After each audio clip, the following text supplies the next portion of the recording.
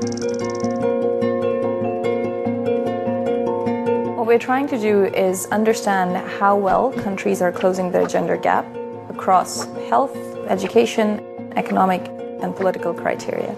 And we're really trying to see how well countries are distributing resources and opportunities between women and men, regardless of whether these are rich countries or poor countries and have high levels of resources or low levels of resources. We cover 135 countries in the index this year. The highest ranking countries are once again the Nordic countries.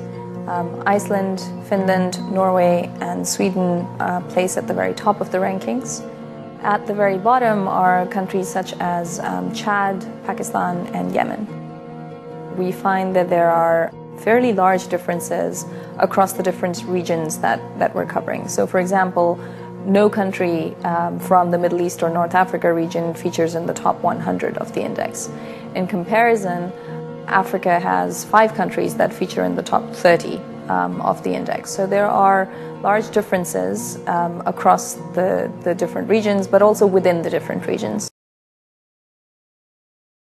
The countries towards the bottom of the rankings haven't made the investments in terms of health and education, and consequently haven't seen the results in terms of economic participation and political empowerment.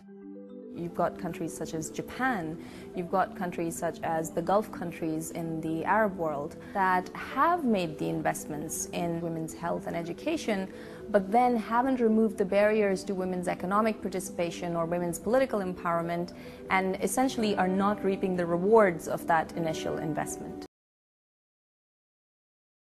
Women make up 50% of the population of any country. That's 50% of the human capital available to any country.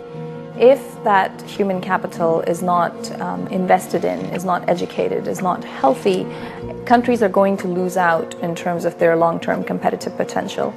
6 out of the top 10 performing countries in the Global Competitiveness Index are also amongst the top 20 in the Gender Gap Index, so there's a very strong correlation. Only 6 countries have improved by 10 percentage points, and almost 75 countries have improved by less than 5%. So the progress is very slow, even though we are seeing a trend in a positive direction.